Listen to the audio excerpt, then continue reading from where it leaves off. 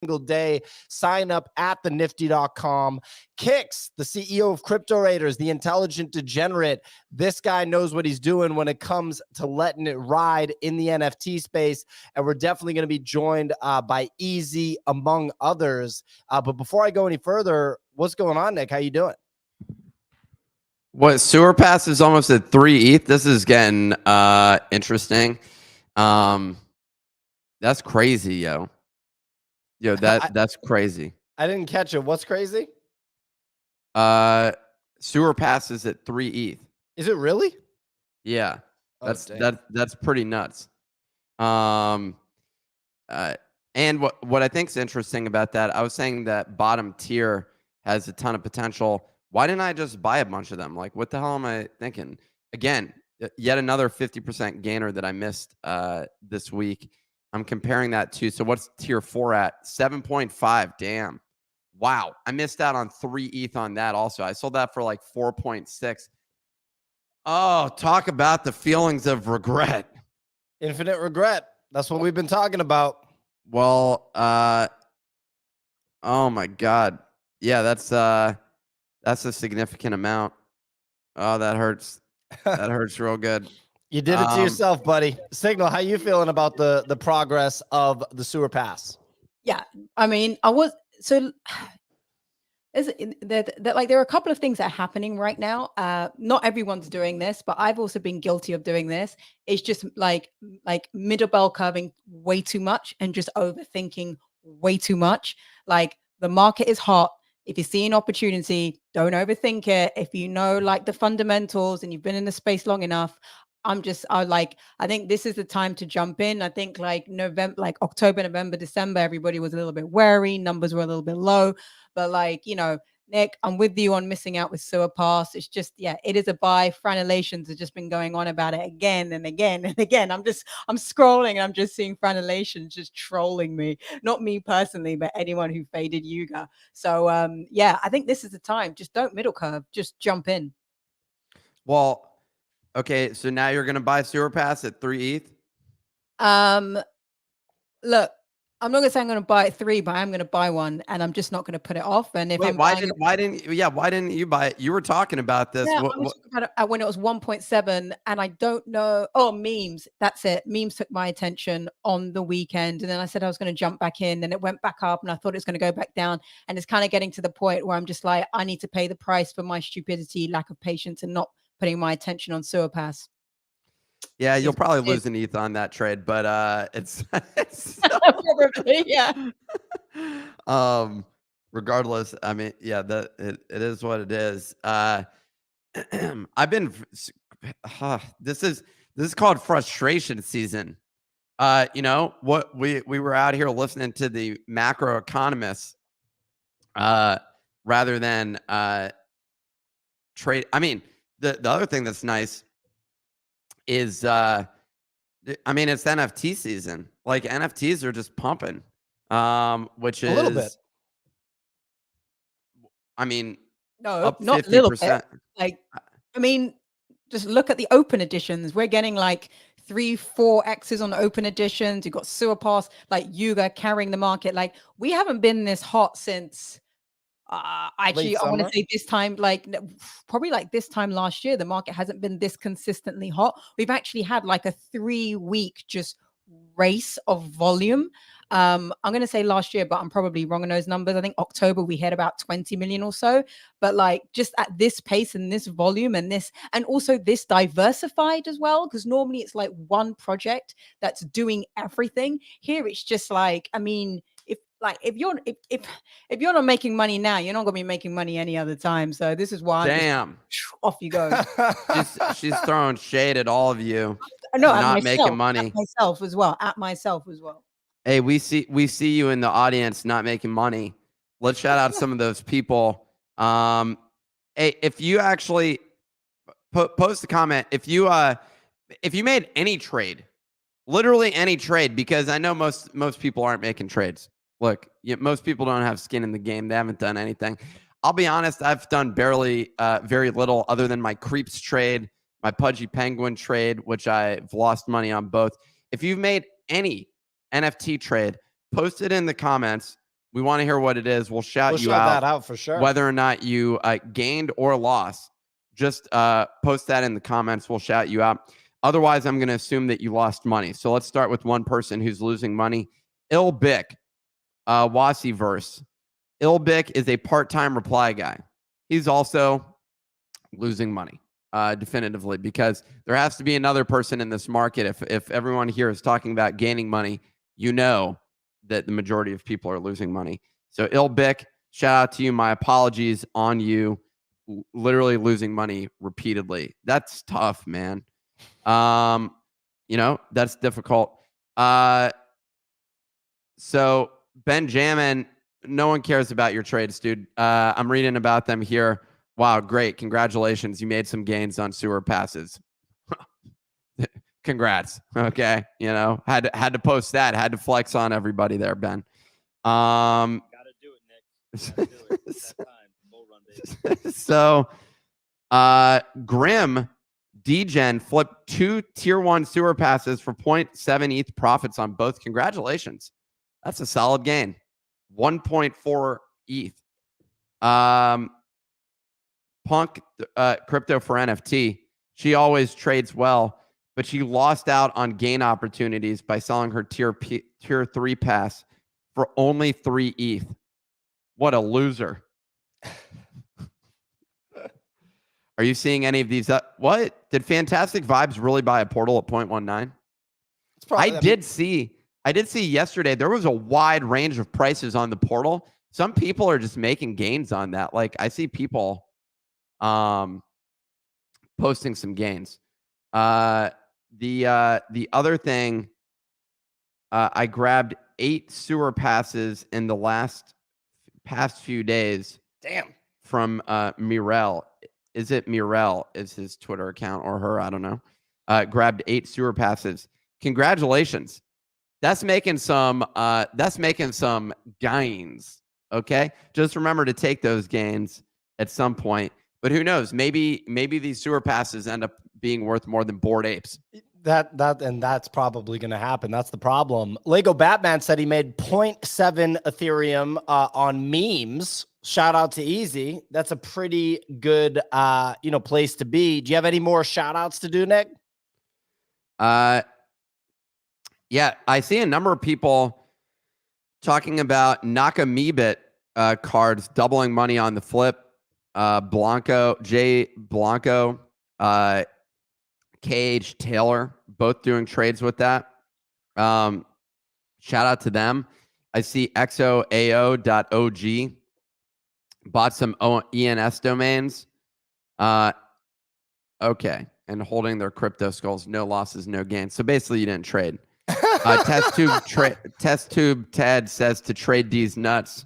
Shout out to Test Tube Trade. Antoine Algian not making trades. We got Giga Kyle.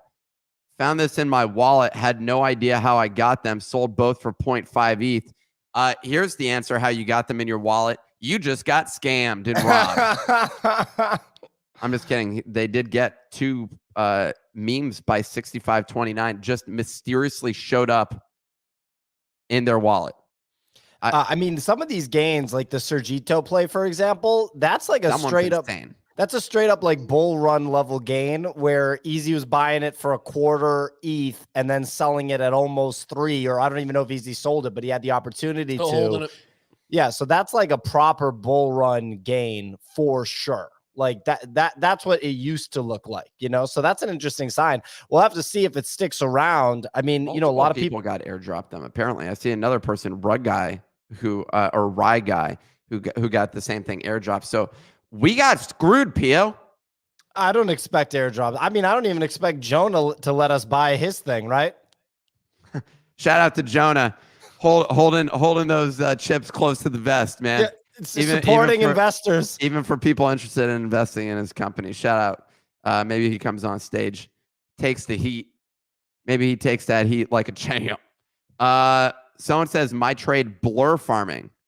That's OX Cookie. Low key did her, so I guess I lost money. I don't even know what that means. Well, whatever that means. Thank you for responding, Nick. Any other trades to shout out before we dive into the weather report? Dude, we're getting a lot of trades here, man. Heather Saidi got a few Nyan cat balloons, sold Wonder Pal at 0.25, couple others. Making money on Wonder Pal?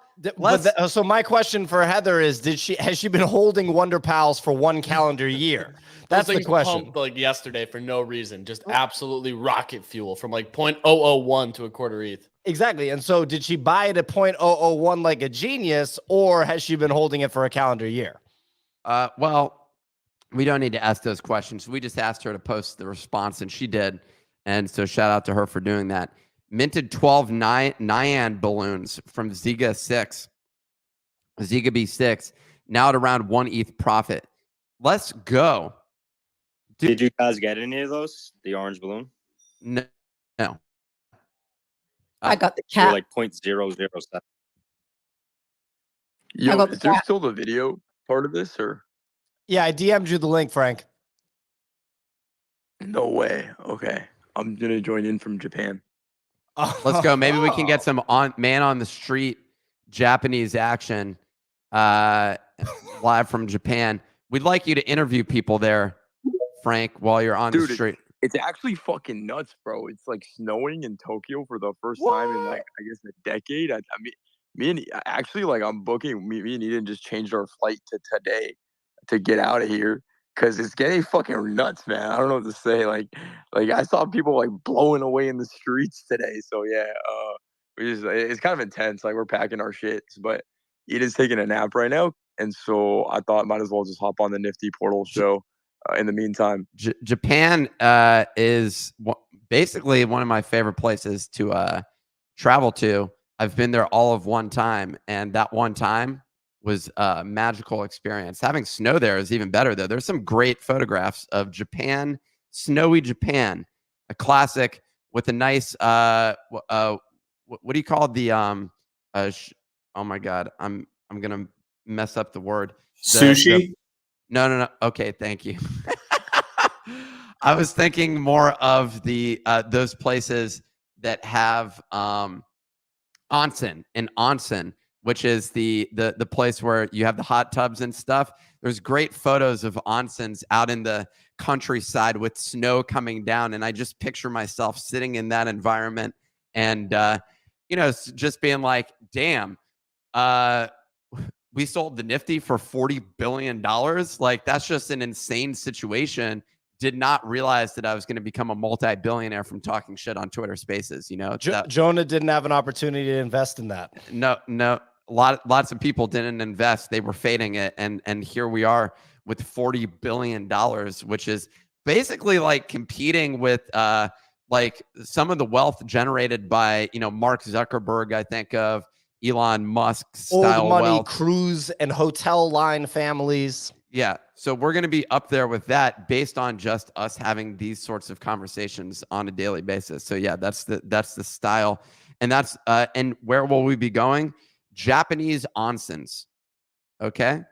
Or onsens. I don't know if it's onsen or onsen, but whatever it is, probably onsen. We'll be going there. We'll be going there, and there will be snow. I'm excited. Why don't we get into the weather report? Mr. Kicks, it says that you're the NFT money evaporator. Are you evaporating money right now? No, that I just saved this for the last time that I was using this laptop, which was back during the MACD days of May 2022.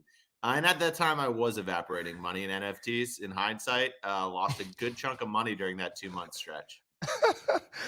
I adjusted his mic volume, Nick. So Kix, today is your day for the weather report. I'm gonna go ahead and Kix, we're not gonna do any background music. We're just gonna do your voice, buddy.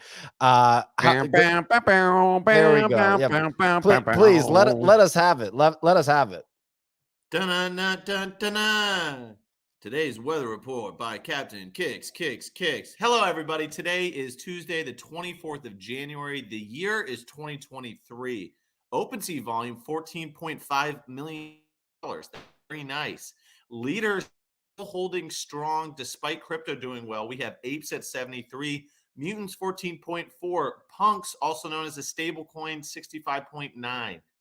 Bazooka 3, Moonbirds 18.2, Doodle 7.9. Haven't moved much off of the animation acquisition news. Pudgy's up 10% to 6 ETH. Clone X trying to hold on above 5 ETH. Not in the limelight right now. We'll see what happens with them. Over the last 24 hours, all sewer passes continued to pump with several big sweeps occurring overnight. 22K passes have been claimed out of the 30K. We'll let Nick tell us what percentage that is later in the show. According to NFT statistics, BAYC assets have done over 50% of ETH NFT volume this past week. That's an insane stat. Tier 1 is at like 2.9 right now. Tier 4 is in the 7s. So those are a pumping. Open editions have been some of the biggest successes this past week. Nyan Cat started its burn mechanic and is up at 0.1. Artist Lushrari's burn has 2 days till phase 1 ends. All of the colored assets are up at 0.3. Artist Terrell Jones has also announced a limited edition drop on Babylon happening later. 200 supply at 0.25 ETH. I'll tell you what, PO, getting flashbacks to Nifty Gateway, because open editions used to be the only thing that we would trade. Mochaverse raffle tickets pumped overnight. You need the tickets to enter the raffle to win at a chance to mint the Animoca PFP. The mint will be 8888 and give access to Animoca's network. Raffle tickets at $26. That's a unique system, so you can buy raffle tickets for a chance to mint. I'm good on that, but good luck, everybody. And last but not least, it's Tuesday, and we've had a stream of announcements from Doodles, Azuki, Art Blocks, Rtfkt, and Proof. That's massive. All linked to events or collection plans for the rest of the year. So January, we are getting lots of news, lots of action. And then we also have companies like Porsche coming in and just not doing well. Crypto, looking quickly at that, Bitcoin just below 23K, ETH 1635, Solana 24.5, Ape 5.7. They're ranging, but NFTs up, crypto up. Everybody's happy.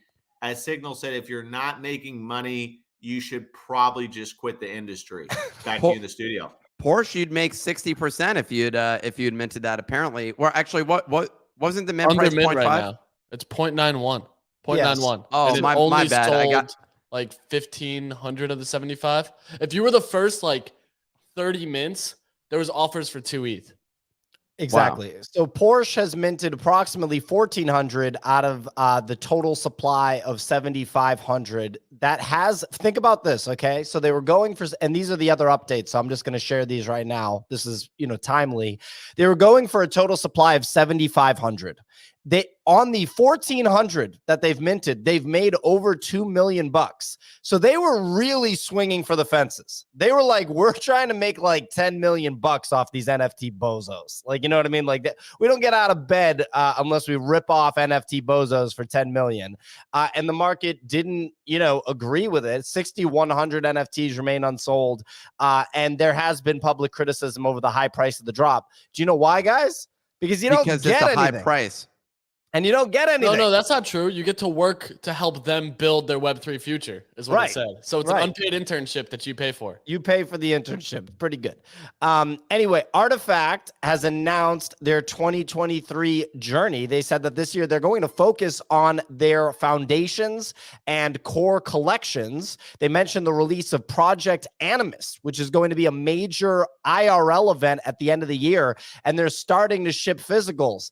Are you going to give us the shoes that we bought 6 months ago, Rtfkt? What do you think? Maybe it's a good idea. Where are my shoes? Where are the shoes? Here's a little bit of an acquisition story within the NFT space. Nick, I don't know if you know about this, but yes, Floor, I am aware of it because I'm reading the same document there, Pia. Okay, well, Floor has acquired WGMI.io, the NFT analytics platform. The plan is to incorporate WGMI's analytic features into the Floor app. Nick, what do you make of this? A little bit of an acquisition within the NFT space. Man, I want to go acquire Floor now. You know? So we acquire floor. Yeah, dude. Because, dude, there's only one place to me having billions sitting in an onsen while it's snowing, and that involves this acquisition. We're pretty pumped to pre-announce it. You know, that's yeah. Well, that's pretty good. We're pre-announcing the acquisition that I didn't know about. Pretty good. Proof announced the dates for Proof of Conference is going to be May 11th to May 13th. Tickets are free for Proof Pass holders, and they can also get another ticket at 50% off. So you get one ticket for free, and then you're holding this $40,000 thing, so you can get another ticket for half off, ladies and gentlemen. How about a Moonbird holder? Do I get a discount? You get 50% off, and so do oddities. Moonbirds get 50% off of 2 tickets. Oddities can get 50% off of 1 ticket. Oddities should only get 25% off. We need some tiers here, okay? I own a more expensive asset. Wait, so Moonbirds don't get a free ticket? They get 50% off. No, 2 you tickets, do not get buddy. a free ticket. The timeline was electric yesterday with this. Oh, and also, if you don't own a Moonbird, which is an 80th asset, you can just spend 1.5 ETH and buy a ticket anyway. It gets even better, Nick. It gets even better. They raffle off the VIP to all ticket holders. So if I just buy one for 1.5 ETH, I could get VIP, and Kicks as a Moonbird holder could potentially not. They have Last. $75 million or something like that. Well, I don't understand. They couldn't do one free conference. They It's need also like another 7 days before VCon. So it's back to back. So, Nick, do you want to go to that then? Like to go laugh in the faces of everybody standing there about how foolish they are for having bought one of these pieces. You are so dumb. Ha ha ha. I can't believe you bought one of these and you had to pay for a conference ticket. No, in all seriousness, here, shout out to everybody. My heart goes out to the Moonbird holders. Hearts go out to the Proof Pass holders and everybody else that's part of that ecosystem. They got to make money. Remember, at least Bored Ape Yacht Club knows where it's at. They at least gave one free Eminem and Snoop, concert to their holders. And I don't know if you have to pay for the next one or what the deal is, but they have plenty of money. And my guess is, dude, they try and do it free as much as possible. Why? And someone in the comments says, I feel like Proof and VCon are two different crowds. I mean, I would agree with that. But I also feel like what is I realize Proof needs to offset their costs, but couldn't they do that by sponsors or like having sponsors cover the event? I don't know. It just feels weird to have the first one go that way because first events are the most important, basically. And you usually kind of want to do it at a loss in order to develop sort of over deliver loyalty. to hell. What happened? Bored Apes Conference, I will bet any money it's going to be a free ticket. Any money, and they're going to have some impressive acts. Frank's got some nice bags over here, and I'm not talking about NFT bags. Yeah. Yeah. This is for people that are watching. This is like Pokemon pasta. You can only really find this in Japan, and so yeah, just out here collecting the real collectibles. And did you get a Pokemon plushie too? Yeah, I got a few. I mean, I didn't. Eden did, but I bought them for her, so it's kind of like shared. But yeah, this one. Frank, you didn't get one plushie for yourself? No, I really didn't. I didn't really know what I would do with them exactly, but you'd put it next to Elmo on your nightstand. Those are nice plushies. You cuddle them. This is like the new IP. No, what I learned about IP in Japan is fuck, it's real, man. I just watched people line the fuck up to just buy random Pokemon shit. It was insane, dude. People were just cashing out on Pokemon stuff. At this place called Pokemon Center, and it's advertises this crazy Pokemon Center thing. You get there and it's just a store, with infinity, different, dude, Pokemon pasta, bro. What is that, bro? That shit was flying off the shelf. It's something you need. That's what it is. You need that. I think so. I mean, I now I know, right? It was just insane. So yeah. Anyway. Well, yeah, I don't have any Pokemon pasta, but I do have some other collectibles. I can grab them, some brand new ones that I purchased that I'm very excited about. Maybe we can do a live reveal on today's show of some of the new collectibles that I have acquired. So we'll actually give that a go. I'll grab one of those and we can do a live reveal. But in the interim, dude, some of this, I actually like the WGMI acquisition, but here's the reality. What we realized is like the majority of the market doesn't care about analytics. So like it's kind of like seeing consolidation in that space is a really good thing. The Porsche thing, you know, they scam people. It's like who's a bigger rug pull, you know, Proof or Porsche? You know, that's what a lot of people are going to be saying. I think is going to be. Well, there goes the Proof of conference invite. No, we got two last stories, which is just basically Microsoft has announced the extension of their partnership with OpenAI. So this is a multi-year, multi-billion-dollar investment to accelerate OpenAI and their AI breakthroughs. You got to think that this is going to somehow be incorporated into Bing to actually make Bing a bit more relevant in the market. And then last story is Cosimo de Medici Group announced on Twitter that memes de Medici are starting February 1st. So you'll see basically now a competitor to memes by 6529 or Seize the Memes, whatever it's called. And so we'll have to see which players, end up kind of like, ending on top there. Quick shout out, excuse me. Sorry, what was that? What was that last piece of information about the memes? Cosmo's launching their own. Yeah, I saw that. Yeah, basically everyone's taking their swing at it after watching what Punk 6. I'm a little disappointed because like now we're gonna look like we're fast followers rather than innovators. But I still think a piece of it is innovative. It doesn't matter at all because everyone else thinks that they're doing it the way that's going to work, but the way that we're doing it's going to actually work. It's the only way that's going to work, and you know the only way to get on there. You know the newsletter. Yeah, you got to go to the nifty.com, THENIFTY.com. Look, here's the deal. And then we got to shout out the other supporter. But here's the deal real quick. I know none of y'all in the audience have heard this pitch before. We ran into a situation last week. We had a growth hack on Twitter where you could just click a button to subscribe.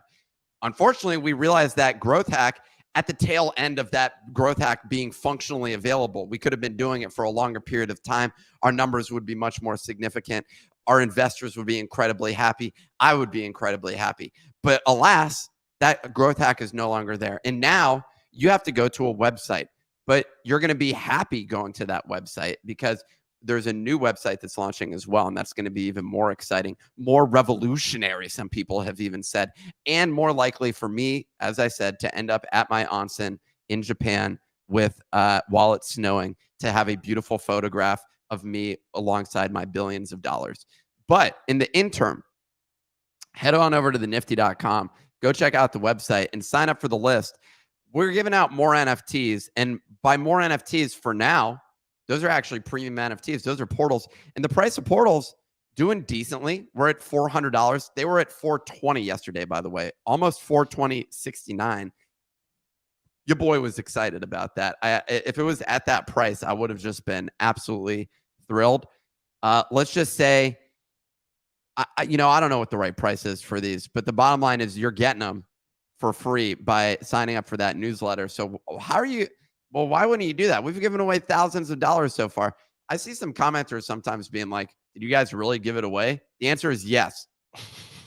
Check the wallet. Some people are just not going to make it is the reality of it. You know, some people just a little bit slow up in the head. And so, yeah, passing up on free money by not signing up for a newsletter. I mean, top 5 bozo, top 5 bozo behavior, in my opinion, just in my humble opinion.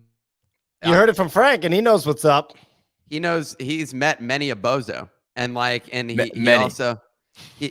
have faded Frank himself. So he knows about how to make those people look like absolute fools and regret their life decisions. So if you want to be that, if you want to feel the same emotion that I've been feeling about Sewer Pass, don't sign up to the newsletter. There you go. You heard it there. And I was going to do our sponsorship pitch. I didn't realize we were going to do that pitch first. So my bad. The show is apologies to So Rare. The show is sponsored by So Rare.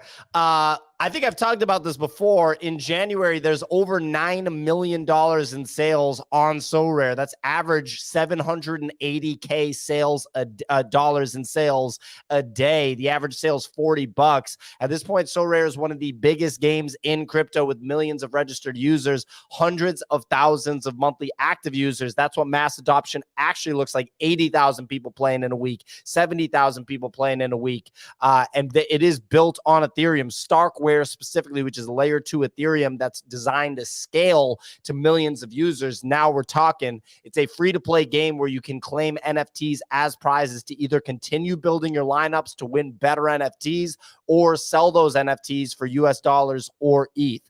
So it's a badass game. Our league filled up now. We're working on getting more spots so more people can play, but I'm going to announce who's winning in our league later. I'd be surprised if it's not me, but we're gonna pull up the league stuff and share it on the screen later in the show. So we'll have to see who's actually winning and who's really out there doing their thing. But anyway, back to the show. Oh, and by the way, sign up at thenifty.com/SoRare. That's THENIFTY.com/SoRare, SORARE. So let's get right into it. Easy. Like, to you, we talked about the volume. We talked about how much action we're seeing in the NFT market. What do you think about what's going on right now? You're holding some of these NFTs that you bought recently. That's a little bit unlike you. You expect that we're going to go higher? Like, what are you thinking about right now? Depends on the project. Like, I'm holding this Nakamibo card entirely because it's a speculation that like Sergito gets a halfway decent artist. The big thing is, like, I was talking to a few people in the space, and last year was big on PFPs, and a lot of the speculations that this year is going to be very like art and meme dependent, and like the combination of like the two, which we already saw Punks gain traction on. We now have Complaints by 6529. We have Medici dropping. We have Sergito's take on it, and right now that's kind of the cycle. Like, either it's open editions and burn to reveal, but it's like a heavy art focus right now, which I think could continue. And it's also like this collaboration of like artists and people in the space, which I think is really interesting. And I kind of got onto this just waiting till we see the first artist. If the first artist is a dud on this Nakamibo's thing, I'll sell it and still make a profit. It just won't be as good. But that's kind of the gamble right now, is like you're hoping for good partnerships versus some of the other stuff. Wait, when you say burn to reveal, like, what do you mean? Is that like a new meta or? Nah, Manifold. No. You guys didn't do anything first. Don't worry. It was nothing cool, you know. But open editions for like Manifold. Manifold on their smart contract lets people now burn for a new piece of art. So like they drop one open edition, and then you can burn, say, 1, 2, 3 for the next one in the reverse funnel, if you will. Frank, did I you love the reverse funnel. Some people were speculating, including Gabe Layden, in your tweet the other day, that free NFTs are coming from your ecosystem. I didn't interpret that tweet in the same way, but I don't know. Now the face that you're making makes me think that maybe they were correct. I mean, look, I think that there's something that's pretty broken right now about the way that most people like mint NFTs, and it's not like a bad thing to me, like the idea of getting capital up front. I just don't think that raising more capital is correlated with the good secondary market performance. And I think that the market is like started to figure that out in a big way.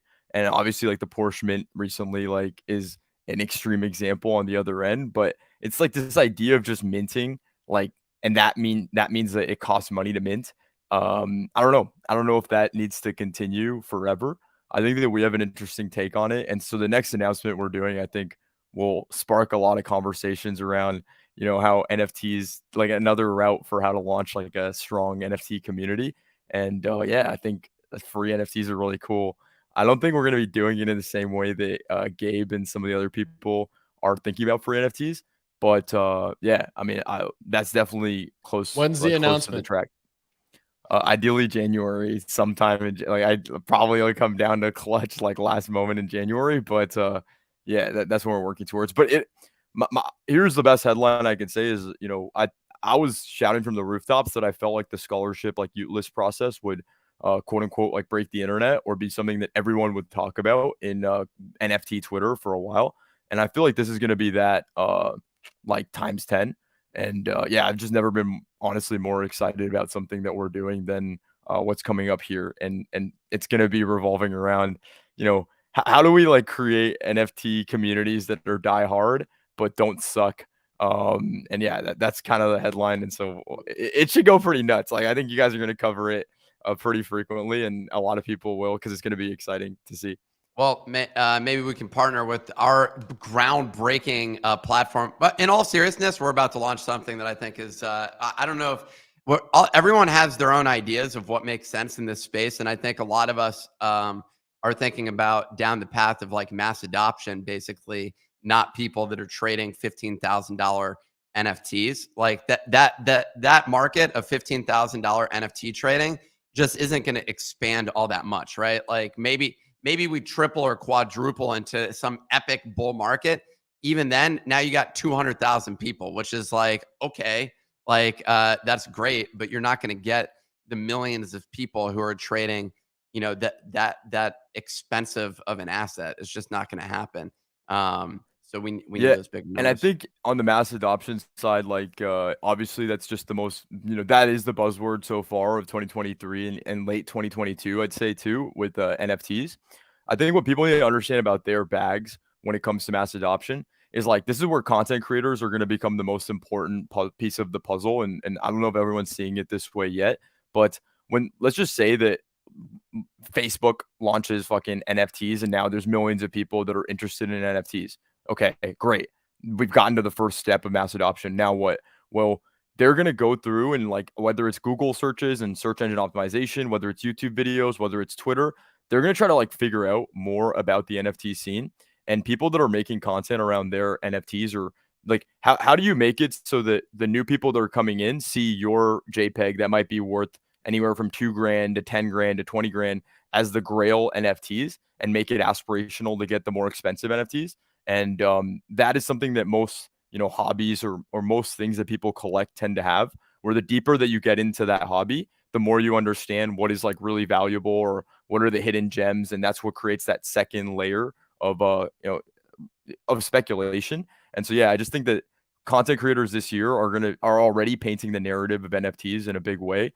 My favorite line on this is, if you really think about it, NFTs, almost every single NFT in the entire ecosystem is derived in value by Twitter and Discord content. At the end of the day, like, it's based on what they tweet, what's in the Discord. It might be like on their website or whatever it is, but the way that it reaches people and moves markets is essentially like Twitter and Discord content. And so when you look at it like that, I mean, I don't know. I think that mass adoption is going to be cool, but if you want that to translate to your bags going up in value, there has to be a clear narrative for the people that are joining the space to understand why your project is actually cool or actually interesting. Dude, as an aside, these are the collectibles that I got here. I got some Simpsons, Dick Tracy. I got Batman and Back to the Future. Is that chewing gum packs? Trading cards. Some of them have chewing gum in them. This guy Frank goes on an in-depth breakdown of what he thinks, and Nick's like, "Hold up, keep my Batman." He's in Japan. That's the only reason he was showing collectibles. You're just in your house, Nick. Yeah, Frank, I like what you were saying there. Actually, we do a little podcast. It's by the Tessera guys, like Andy, and they were interviewing someone. I'm going to butcher it a little bit, but they said they talked to like a very, very successful guy. I think he was maybe in like the comic space or something like that. And he said that you need like 3 tiers of distribution, with like the top tier being like 1 out of 1s or like crazy, you know, a full model of like an Iron Man suit, right? And then you have your tier below that, which is like, you know, rare but not as rare. And then you have like your comic books, which is like your absolute mass distribution. It was some formula that's like, you know, you need every successful community or distribution model or network has like 3 tiers of access. And I feel like what you're laying out is that like a, you know, DGodge or a Utes or Bored Ape is like, you know, the tier 1, or a Pudgy is a tier 1, but these communities can get much more distribution with like a tier 2, tier 3. Proof already has 3 tiers. I think they fumbled. They messed that one up, right? Because now they're going to need a 4th one. And everyone can pay for a ticket. Exactly. You pay for the tier, you pay for the ticket. Go fuck yourself. Yeah, and that's the problem with expanding too early. Like, you know, this is both critical, but also it's just tough, right? It's hard to read where the market is going to go. And so, like, Yuga has the license to almost mint everything. Like, they have, I think, now 177,000 NFTs total in circulation, and other deeds. Bored Apes, like mutants, kennels, the sewer passes, and so like, and then CryptoPunks, Meebits, like if you combine all of those, like they have about 177,000 NFTs in circulation, and so they get that license. But not every community is getting that license right now. But I think the main reason is because there's not enough content to support. I'm just like very single track minded. Like I think it all boils back down to content. There's just not enough content to support all of their different assets and all of their different communities. And so the engagement loop for being a part of like a second or third wave, airdrop for an NFT project is nowhere near as exciting or interesting or valuable as holding like the original piece. And it's really hard to make a collection or set of collections, I think, where, they continue to drive value back down to the airdrops. And if the airdrops don't have value, then it kind of breaks the whole system, because now you lose the ability to issue more NFTs that are going to get excitement. And so I think this is similar to the problem that Doodles is going through right now. And honestly, most of the project, like CloneX, obviously more famously, it's just a very challenging thing to deal with when you have all these tokens that are just sitting on the market. And then you also want to issue new, NFTs. And we just have an industry right now that's dominated by the mint. And so it's really a lot easier to get excitement around a new mint or new airdrop that you're doing than get value to the secondary collections that are already in the market. But obviously the market participants don't like that as much. And we're starting to see that friction now more than ever, honestly. We're in the bull run. Nobody really gave a fuck. And now people really do care about the fact that you might have like 5 or 6 collections underwater, and they're definitely not going to mint your next one. So yeah, it's just interesting to watch. But I think what you're saying is true. But comic books are a compelling thing for people to buy in the masses, in the same way trading card packs are as well, right? Because you have the chance of getting like a rare thing. I don't think we've found product market fit in any way for the version of like trading pack cards to the masses with the NFTs yet.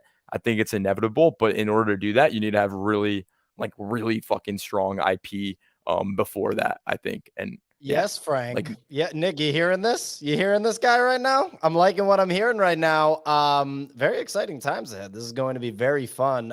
We can't ship our thing fast enough. This is a jam. Farouk has his hand raised. Farouk, what's going on?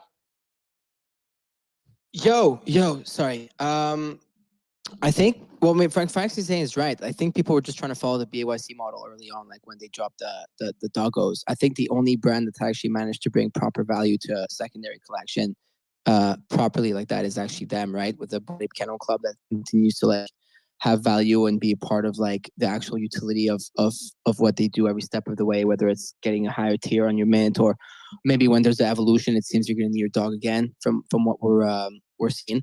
But it's tough because at first it was like, hey, you drop like it was just all a Ponzi game, right? Like we'll drop a companion to this, no idea what the fuck it's gonna do, but you know what, it's gonna make the price go up for the first for the pre-reveal, and everyone's gonna make money. But then the thing is, it ends up, and statistically, I think there's been threads about this showing that it just ends up lowering the value of all your assets, like including your main collection, right?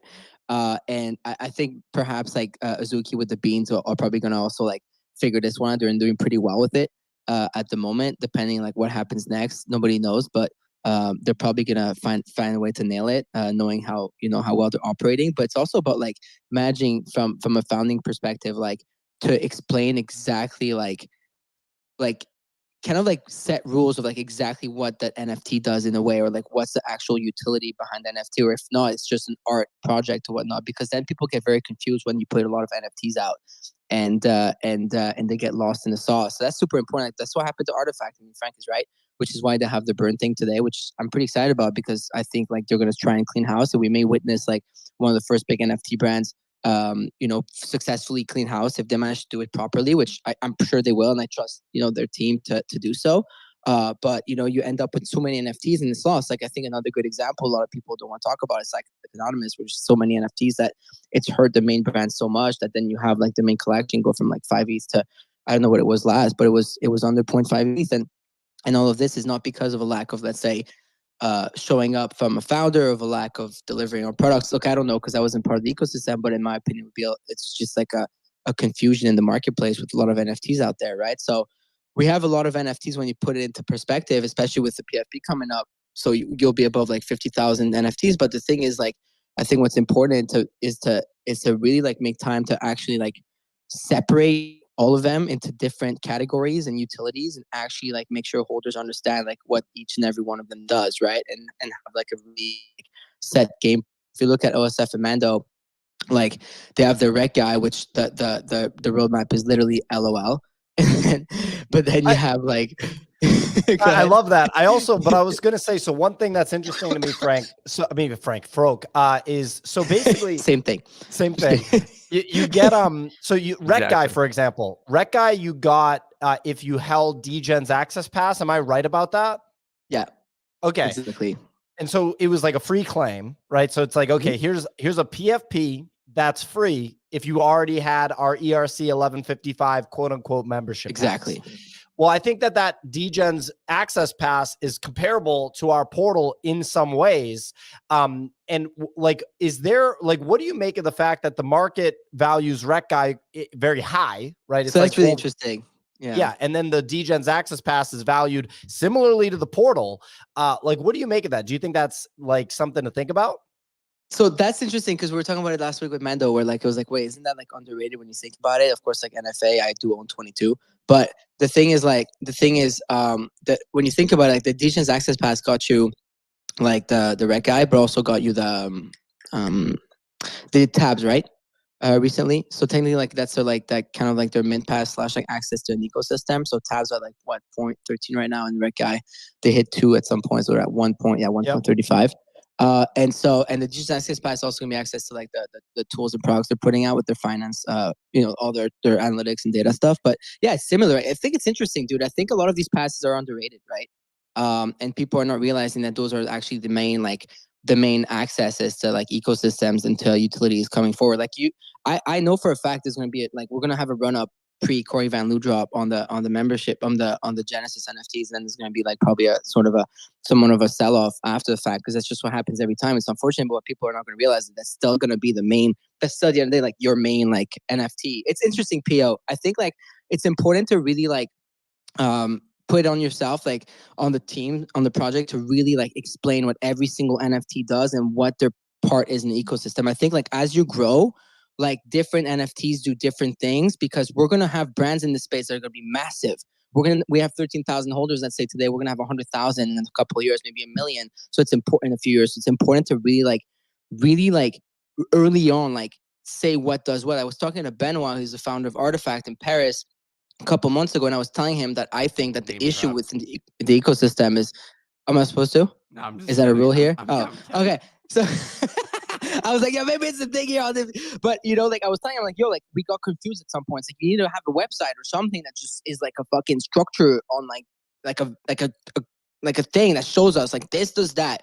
This is what you do with this one. That's the pod for this. That's the thing. So I think it's important to like look, and then or else you end up like Pixel, right? You end up like the brands that I mentioned earlier, and you get all lost in like what like people just don't know. And I think it's important to make sure that if you're going to put more NFTs out, you have everything set straight.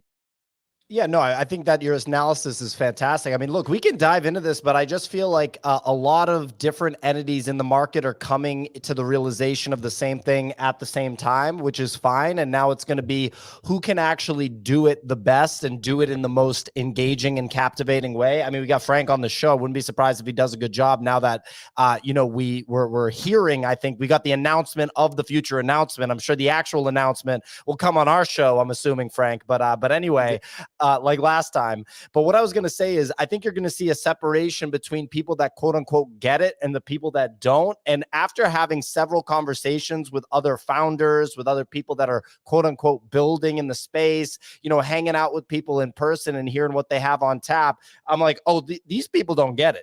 Like they do not get it. And they're like 6 months behind, 12 months behind, and being that far behind in a space like this is just, it's not it. I want to work the mic around. I don't see any hands raised. Haven't heard from Signal in a while. Sig, if you want to chime in, by all means. But I also don't want to throw to you if you're not if you're not queued up. But I was just gonna say we should work the mic around. Reminder, ladies and gentlemen, the show is sponsored by SoRare. So if you sign up at the nifty.com/SoRare, we're gonna be getting more spots in our league, so you can play against us. But you can get some reps in on the platform with the free to play game in the meantime to attract attracted some big name investors like Alexis Ohanian, among others. And in our league right now, the Nifty League on So Rare, I want to shout out the people that are top 5 right here. I'm waiting for the page to load. Here we go. So I usually just assume I'm in first place. Let's see if I am. Would you look at that? I'm not. We got Axila in first place, 2 Celtics players on the team. So shout out to Axila for being smart and playing Jason Tatum and Derek White. That's number 1. Number 2 in the league is Bearded Gearhead. Number 3 is Lost in NFT Space. That's in the Champion League. That's our number 1 league. It looks like I am in 30th place. So not as good of a spot as I'd like to be. Sign up at the nifty.com, THENIFTY.com. You can claim free cards every day. When you sign up, you get free cards. And you can start competing to get your legs underneath you and win more cards through competing and just for showing up every day. And then if you buy cards, you can compete in some of the limited leagues too. So, yeah, we can work the mic around. We got Node with his hand raised. Let's throw to Node. Node, what's going on? Yeah, I'm wondering if I'm turning into like the old man that doesn't believe that any good things are going to happen ever again with all these open editions. Maybe it's like PTSD from the last, the last downturn, but I just keep getting proven wrong over and over and over again on open editions, on the meme cards, like everything that has all these large supplies from all these artists. And I keep getting like so afraid that it's all just going to, implode. And I kind of still think that my thesis is going to turn out correct in the long run. Because like in reality, most art is forgotten over time. But like that meta is still blowing up. And so I'm just curious what everyone's thoughts are, because I keep sitting everything out and then I keep missing out on everything. But what I have done, a move that I decided to make was I went, one of the OG artists that I feel like is gonna, stick around is ACK. So he was one of the first guys to do an interesting open edition that had a cool burn mechanism for the great color study. So I picked up a few of those just to try and like hopefully get something that I feel like has a little bit more longevity. But curious on everyone's thoughts on just the whole meta, because I keep worrying that it's going to disappear any minute. Well, I'm gonna throw to Sig in a sec, but I want to hear from Kix. Go ahead, Kix.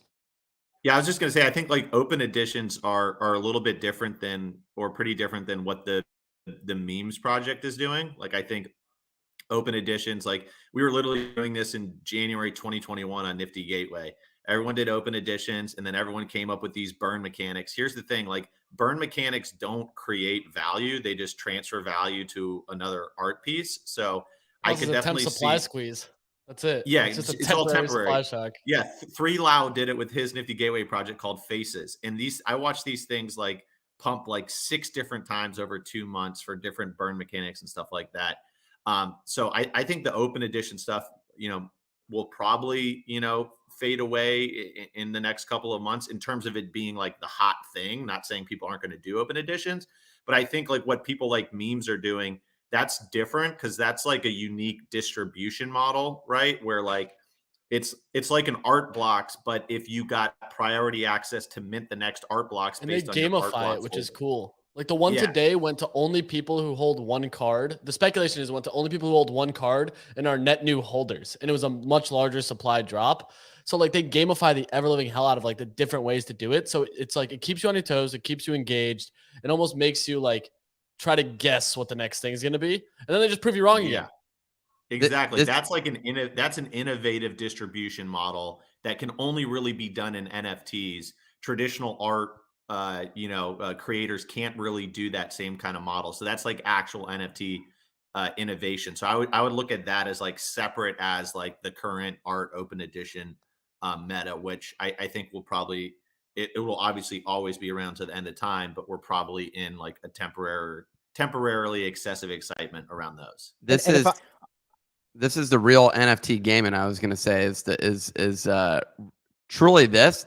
We're basically where we're in is like kind of like trading season in with these collectible drops, and I just think it's awesome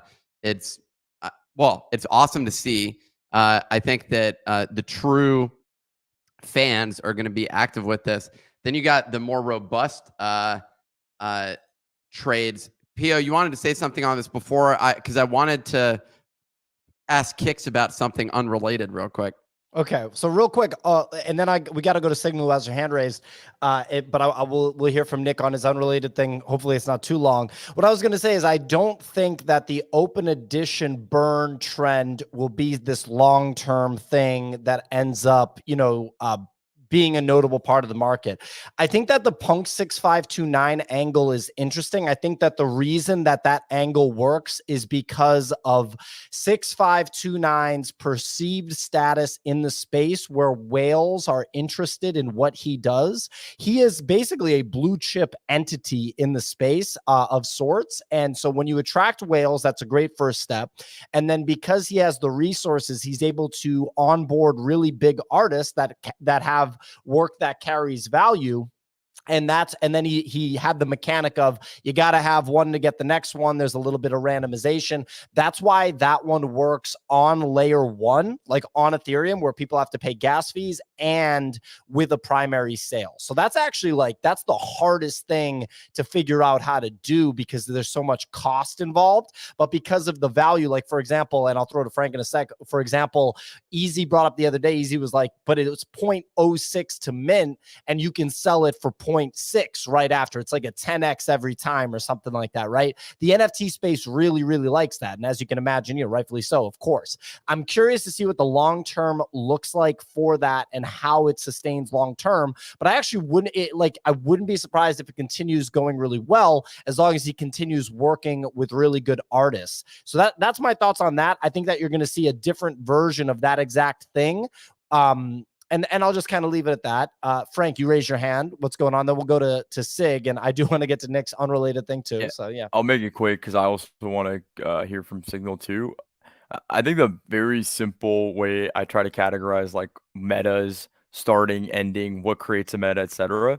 Typically, like the things in NFTs that drive the most price action is when the thing can't be priced in, or people don't know what the actual price value will be after something. And this involves an element of surprise typically, but also just when you do something that's somewhat new or slightly tweaked from what people have expected before, that's what creates like true price discovery. And so the metas typically end when it becomes so predictable that everyone is already arbing it out before it can even run. So that's just like a very high level, like first principles thing on honestly just NFT price discovery. It almost always happens when the thing that is announced or the thing that is happening is really hard to price in. And you're seeing this right now with sewer passes because like nobody really knows, right? Like how the thing is going to go. But because certain elements of it went well, things that people were expecting to go poorly did well, things that people weren't expecting, it's just like we're in this mix of confusion. And what that creates is just market participants on both ends, trading it and speculating on the future value of the thing. And that's almost always what drives parabolic runs with NFTs is when something happens that is just very difficult to actually like evaluate what the market value of it is. And that's why you see very boring like utility type projects where it's predictable, what's going to happen. I always see these projects kind of complaining and I understand where they're coming from. But at the same time, you have to understand that just makes it a lot less interesting for a trader or for even a buyer, because if they're expecting linear growth or like making it sound like what they're doing is this, built-in utility that's not going to go anywhere. The problem is like now there's no real reason to buy it because if the thing already exists today, what are you expecting to improve in the future? And that sucks, I think, for a lot of people to hear, but it's just what drives the market at the end of the day. And that's why things like Yuga, things that drive a lot of hype and speculation tend to just garner all of the volume. And speaking of hype, I mean, right now, Gwei is over 300, which we haven't seen in a long time. For people that don't know what that means, that's like, Holy Ethereum is gas. And people in our community are trying to mint something, Toshies, I guess, Toshies. I think it just sold out. And you needed to literally pay a quarter ETH in gas. This is like the good old days, a little 900 Gwei hyped up mint where people are racing to it. Yeah, I know that we're cooking right now. Let's go. Signal, you've had your hand raised. You've been patiently waiting. What's going on? Yeah, no, it's funny saying that, the good old days, which is why everybody went to Solana in the first place, because gas was too high. So it could be interesting to see if that happens again, or we see more activity on Polygon. But what I wanted to say on these 6529 memes as well is like 6529 and the fund that he runs, they are probably top 3, top 5 buyers of digital art in the world.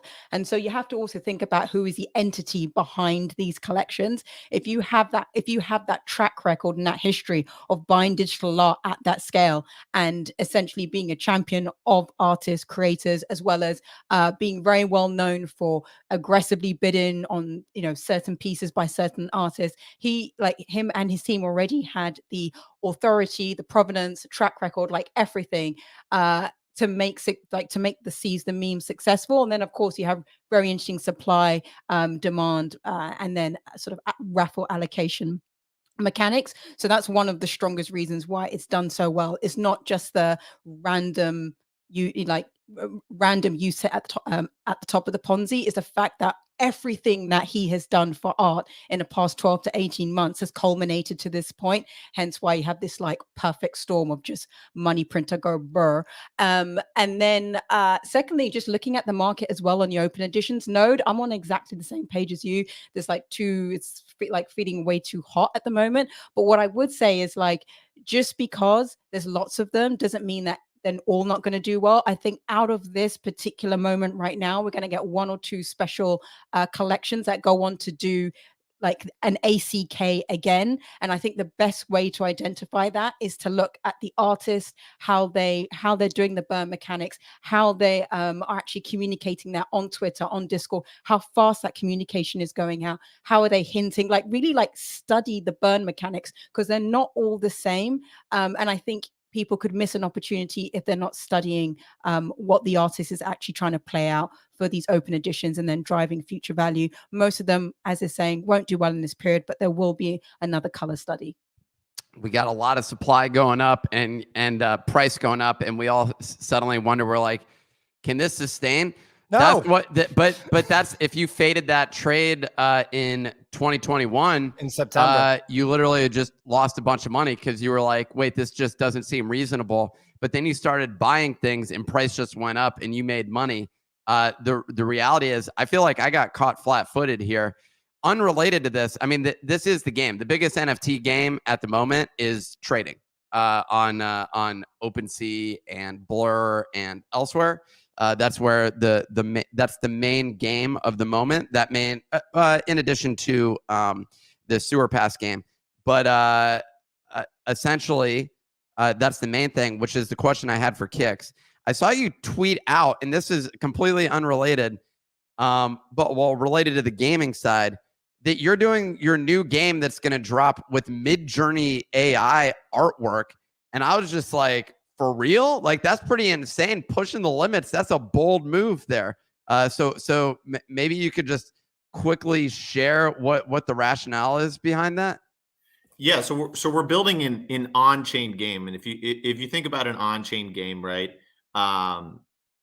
It's not like a video game. It's not like Dookie Dash, right? It's more like a strategy game where maybe you need avatars, maybe you need in-game assets, maybe you need some like world building pieces.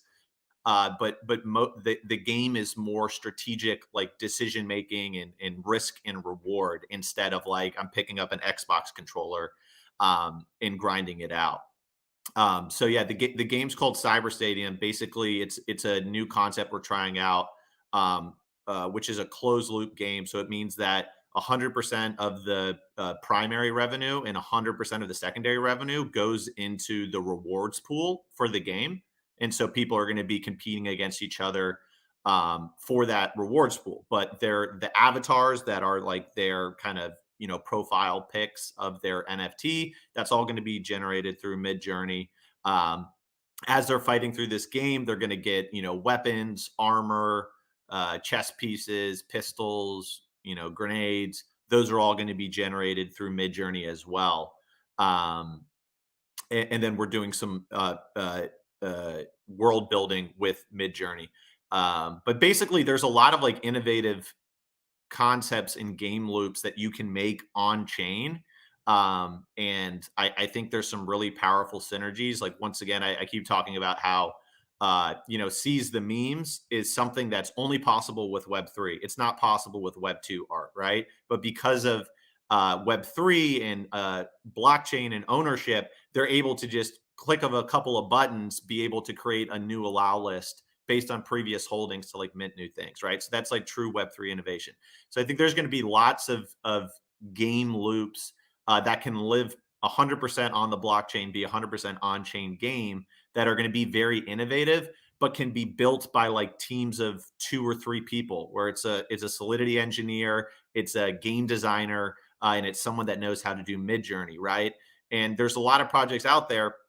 There's like dozens of projects trying to be the biggest MMORPG in Web3, or the biggest first-person shooter in Web3, or the next Dota in Web3. And those are very hard, challenging things to pull off. Where even if you have tens of millions of dollars, you can definitely fail. And so, yeah, we're building out Cyber Stadium as kind of like an example or a use case of how like lean teams can create innovative things in Web3 using AI, art, and then the blockchain. Pio, we should have thought of that one in terms of where our whole complexity or inefficiency has to do with dealing with artists. But we want to support artists in this space, so that is part of our platform. That said, I'm loving the idea you're saying. The innovation is with the game loops themselves and the game dynamics versus the art itself. So why spend our innovative game loop isn't that you're like playing a Dookie Dash game. The innovation that we're trying to experiment with Cyber Stadium is, what does a 100% on-chain game look like if the project itself extracts $0 out of it? So all of the money that players spend in the game goes towards the rewards that people pull out. In like 2021 and 2022, a lot of NFT gaming people that bought NFTs have a bad taste in their mouth, because they buy this NFT and then the money goes to the project, and they're just hoping the project can build something great enough that makes their NFT worth something.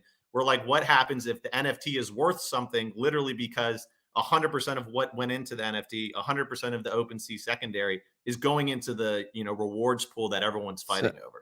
So that's our innovation. I could not agree more. And really the name of the game at this point is, and we're doing something similar with our project in the sense that we're taking nothing out of it, like no revenue, no royalties, no anything associated with it. Yeah, it's right in the same vein of that. And we see that with a lot of people. They're trying to like say like what happened, like even sees the memes, right? They're mints like what, like 0.006, right? 0.06. It's still decent. It's still decent. I thought there was another zero there. No. Come on. Hey, Kicks. What are you thinking, buddy? Come on now. You've seen this game before. Regardless, as it applies to each of these, things, the name of the game, and Frank was implying this as well, it's really on the content front and the audience building front, that if you can build an engaged audience of passionate NFT collectors, wink, wink, then that's the name of the game, right? Like that's basically what you're playing for, because we're so early in this market. If we're all betting on this market, then we all need this market to succeed. If we all need this market to succeed, we need more people to show up. If we need more people to show up, we need to eliminate 100% of the friction to get people in the door, basically. So if we're able to do that, and there's other people that I think play a role in that. There's also the blockchains themselves, the wallets, the systems that are being built, the infrastructure side of things. But inevitably, we need to play the game that is being played here is about onboard as many people as possible and use the money that you developed off of some of those primary sale drops, off of the funding that you have, off of some of these different things to build and grow. And hopefully, if we all succeed collectively, the audience of people that are familiar with collecting NFTs, playing games associated with NFTs, trading NFTs it grows. And so that's all of us are actually players I think in the Web3 game. Yeah, we're all doing that in a different approach, basically. And regardless of whether or not you consider yourself a gaming company, quote unquote, I think we all kind of are in one way or another. And that's what we're seeing here. I was having a conversation with another firm, the firm that Rtfkt is using at Rug Radio to do their listen to earn or whatever it is with they're giving out Rug token. And the team behind that, we were having this conversation. I saw this back in 2008, 2009. There were companies that the original sort of conversation around, quote, gamification existed at that point. And there was a huge movement of people saying gamification is the future. The problem with gamification at that point in time was there was no correlated assets or items that actually had intrinsic value to them. So like they would say, hey, install this software on your blog site and you can have points that people get for posting comments on your site. And my immediate response was, well, what do you do with those points? Like, what is the thing that you do? So, I got to give them we've seen a lot of the email newsletter systems do invites where you get free merch and other things like that. That's all good. That works. But the NFTs actually, I think, deliver a new world of where gamification actually makes sense. And from that standpoint, we're all building games. So anyways, Frank's bouncing, Farouk's leaving. No, all these people. I'm not bouncing. Oh. I had something to say. Go I ahead. was Okay. raising my hand. No, I mean, on the whole like raid to earn and there's like the gamifying of engagement, it's actually like quite broken, and this actually scales out to even games themselves where honestly like there's two reasons why raiding to earn or like doing any type of action, especially on repeat that involves creating is typically broken, is because one, if you incentivize like people to create something and you give them a reward for simply the act of creating, what you're essentially going to get is the lowest common denominator of that thing. So if it's like engagement, if it's replies to a post, you're probably going to get the lowest common denominator of posts. And then similarly, if it's like retweet, whatever it is, you're just not getting a high quality group of people that are engaging with that thing. And then the other side of it too is when you overcomplicate mechanics, that's typically when it's not possible really to map the right behaviors to what makes something grow to earnable points in any way. And if this was possible, like people would have done it a long time ago. But most very popular referral affiliate type of marketing, techniques always boils down to very simple things. Oh, refer your friend, you get $10, they get $10.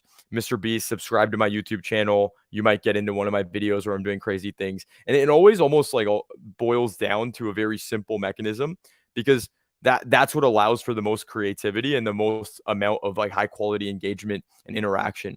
And especially in the NFT space, it's almost entirely like numbers are meaningless. I remember when I was on startup Twitter, like the idea of getting to 100,000 followers, like you're fucking massive. Like that's insane. Like there's really influential people in the startup sphere that have like 10K followers, 7K followers. But in NFTs, those numbers are meaningless. And so what it really boils down to is high quality engagement. Because if Punk 6529 and Prank C and these guys are like repping your project or excited about your project, those two accounts alone go a much further distance in terms of actually moving conversions than 100,000 no-name accounts that like nobody really knows who they are. And so yeah, like the trend of Web3 engagement farming to me is like, it's cool because it's dopamine rushes for content creators, but for actually like moving volume and metrics, it's almost like it's pretty decorrelated at this point overall. Like just getting crazy numbers on your tweet or on your tweets, like we're also people that are actually moving capital in this space, to be clear, are very desensitized to those numbers. And so it's just in the same way we talked about it earlier, where NFTs are essentially priced on things you can't price in.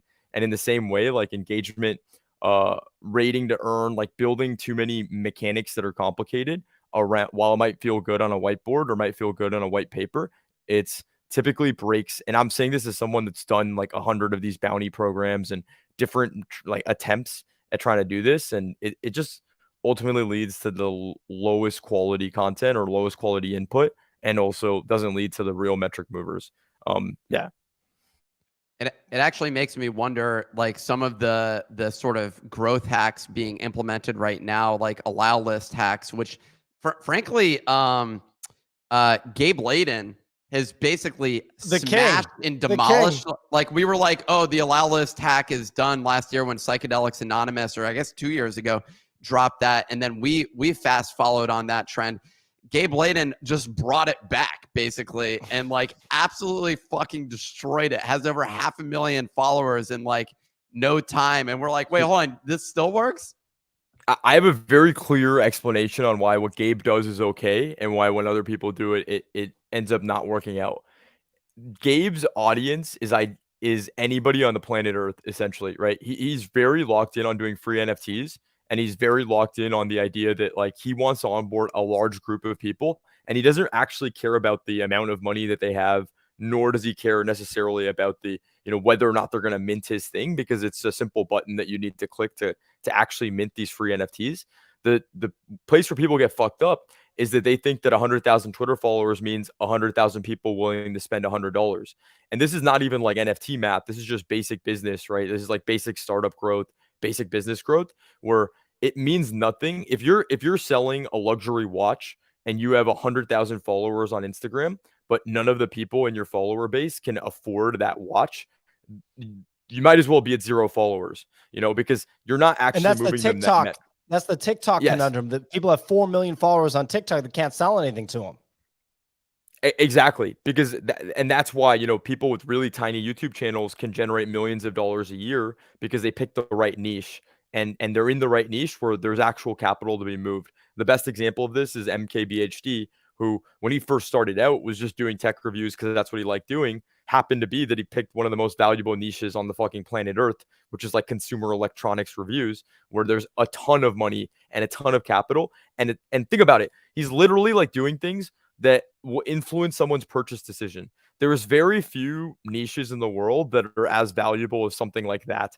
And so that's why even on TikTok, like people that do finds on Amazon and have built a really strong, community around people, around like them just finding cool products on the internet. Like this is the age old thing on the internet. Like that works so well because it's a direct line to advertisers and a direct line to unlock capital, because you're going to move the metrics on a product.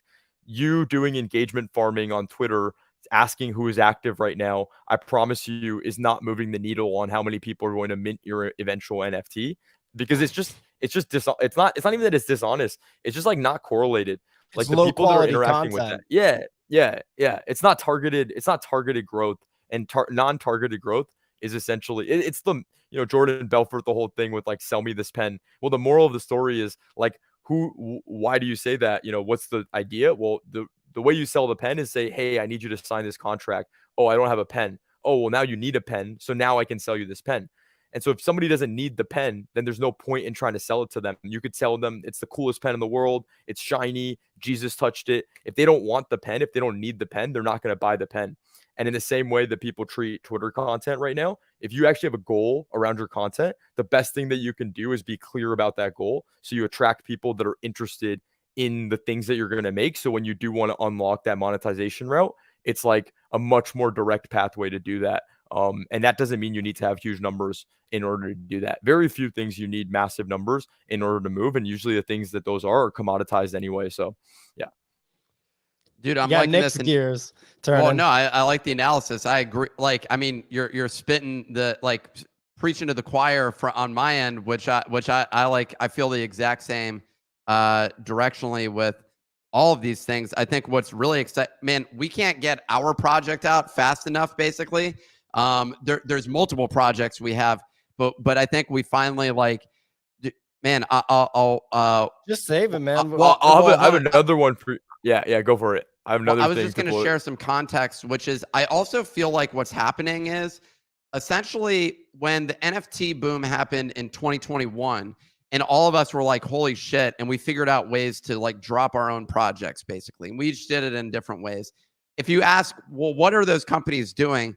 The vast majority, the answer for like, what are we doing? We have no idea, basically. Like there's literally like no, like what we did was we sold NFTs to an audience who was interested in buying NFTs. That's it, basically. That's the business. But and then it was like we had a brainstorm right after we had dropped our NFT. I mean, I was also experiencing personal trauma at the time, but we were doing a brainstorm about like how we were going to sequence things internally. And we were having a conversation, and we were discussing like quote utility at that point in time. And we kept circling around a lot of the same things, but it was like everyone was doing the exact same thing pretty much. And it wasn't clear. And what turned out to be the best strategy, at least for us and for actually a lot of other projects, was literally to do nothing. Like the best thing was to like not drop anything else, to wait it out and to like kind of like feel the market basically and wait for the next evolution. I feel like we're in that place right now. That's basically what we're on the verge of releasing, and we're all going to do it in our own certain way. But I think that that's where we're at this point in time, is kind of like all of the planets are aligning. And even Marin Altman would say the same thing. You got the next few months. So I imagine that like a lot of us are going to be dropping things January, February, March, April. That this is going to be kind of the next phase. I feel like Q1 is basically the 2023 season. And if you look back at the prior years, Q1 / the beginning of Q2 was basically the definition of what the rest of the year was like for all of the NFT seasons. So that's what we're in the process of doing. We got the memes dropping. We got the Gabe Layden stuff. We got what you're dropping. We got what we're dropping. And I think that a lot of other people, even I see Farouk with Rug Radio and other people trying to like do innovation in their own way. And we're thinking outside of the box in terms of introducing new dynamics that I think did not exist in the market before. That's fucking exciting. And that I think that that's something that like just means like we're taking another swing of the bat.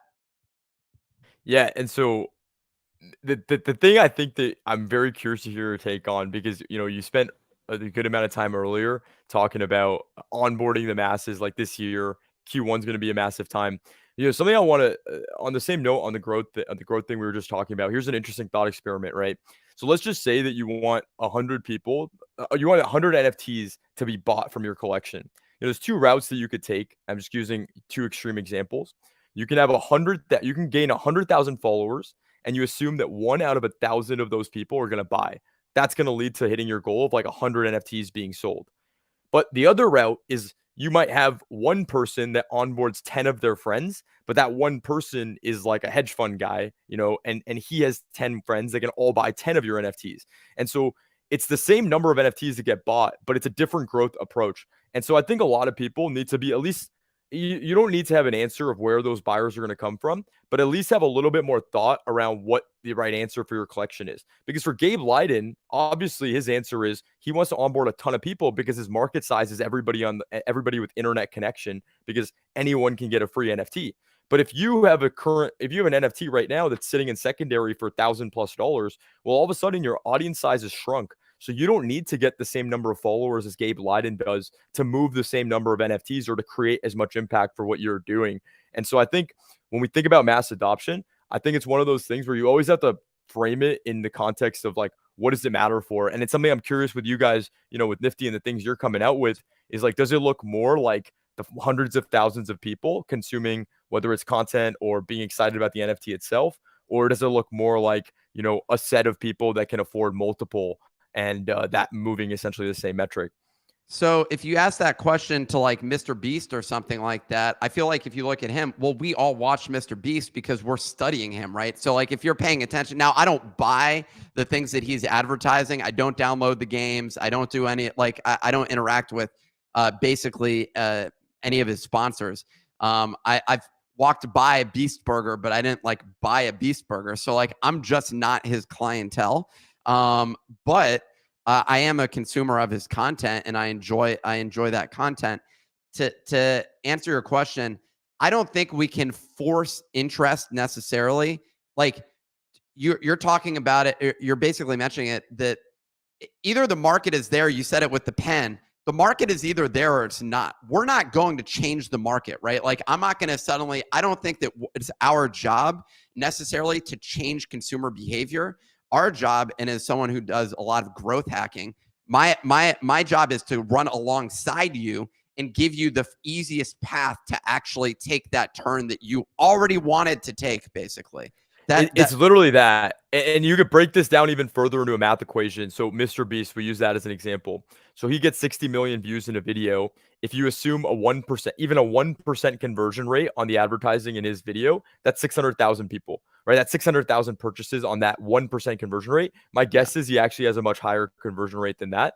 But in the same way, if you have a much smaller audience of, let's just say 100,000 people, but your conversion rate is 10%, that's 10,000. That's 10,000 conversions. And so, to me, it really just looks like, how do you figure out what the equation is for what you're doing and then optimize around that? And it's just different. So like Mr. Beast, obviously, like the other side of it too is he obviously has a ton of a ton of people that watch his videos, but one sponsor might end up paying him millions of dollars, which is a huge ROI that he doesn't need to collect from his audience because of the value you can provide by having that audience. And so that's another side of the business too, is like making those deals and providing value that's justifying of millions of dollars. And so, yeah, I think it's going to be interesting to watch. So Mr. Beast's customer is not actually the audience, it's the advertiser, right? Like that's his business's customer. And when we think about that, so to answer your question is, fundamentally, you don't want to dilute your audience. I've played that game before and I've diluted my audience. I'll give you an example. I had a blog, one of the largest blogs on the internet and it was about Facebook. And I had the keyword Facebook sex. Okay, well, who's looking for Facebook sex, like that keyword? That's like the dumbest keyword. What am I going to sell that person? Like, I'm not going to sell them anything, right?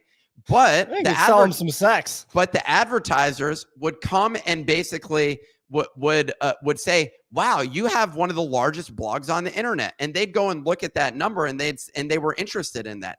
So there's this weird game that you have to play where our target customer is effectively the ad buyer in this case. Well, we have two customers because we also have NFT collectors. And I actually think that is a more valuable audience for us, but whatever, we could get into like details of that. But if we're talking just about the advertising side, look, if our numbers were cut in by 80%, we'd be facing, there would be issues that we would challenges that we would face inevitably, because people would say, and if that was us alone, like if correspondingly the whole market just goes down, well, I think we'll still capture a portion of that revenue, but inevitably, like that's something that you have to face.